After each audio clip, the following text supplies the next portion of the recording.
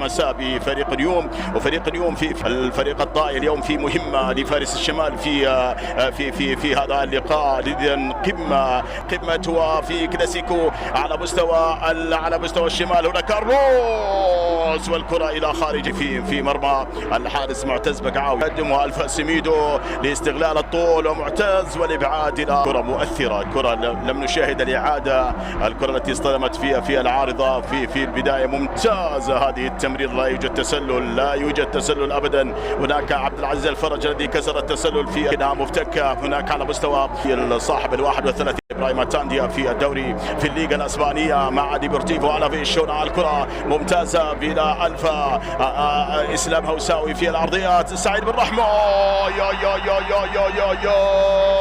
الهدف الاول لفريق نيوم على هذه العيديه التي سجلت.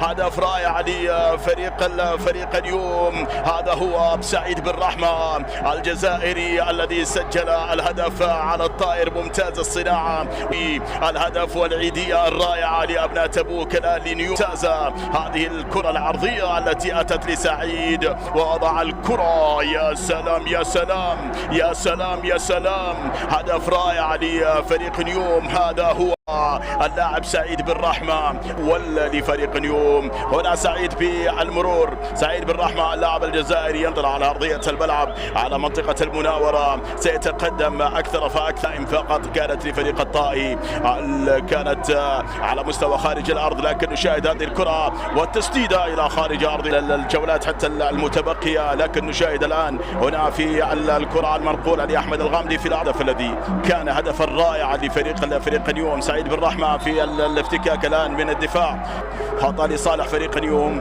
والكره كانت لسعيد بن رحمه. فهد الحمد وكوزوفيتش الجولي الممتاز مجددا بعد السنوات الطويله التي يعني غاب بها فريق النجمه. ولربما الى الفا سميدو الى سعيد بن رحمه الجزائري، يعود بالكره سعيد في المرور ممتازه.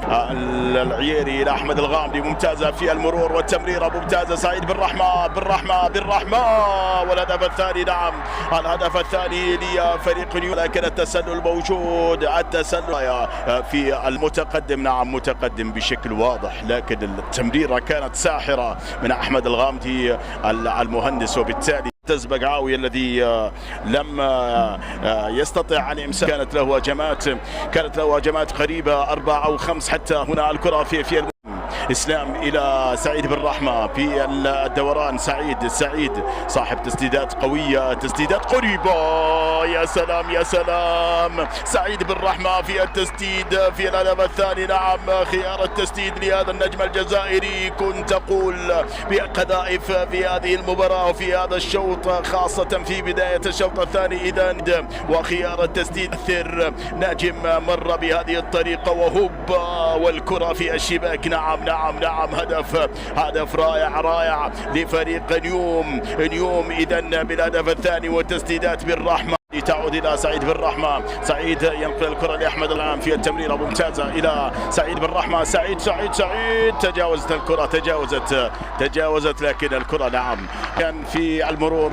هذا هو المساعد، شاهد الكره وهنا التسلل بوضوح في البدايه. بعد ذلك حتى الكره تجاوزت الكره، لكن بعد ذلك يعني او قبل ذلك ربما لم تكن حتى الصعبه. هذه الكره المتجاوزه حتى التجاوز كان واضح، وبالتالي قبل ذلك التسلل. الكرات دائما يستقبل الكرات الهوائيه ممتازه في المرور.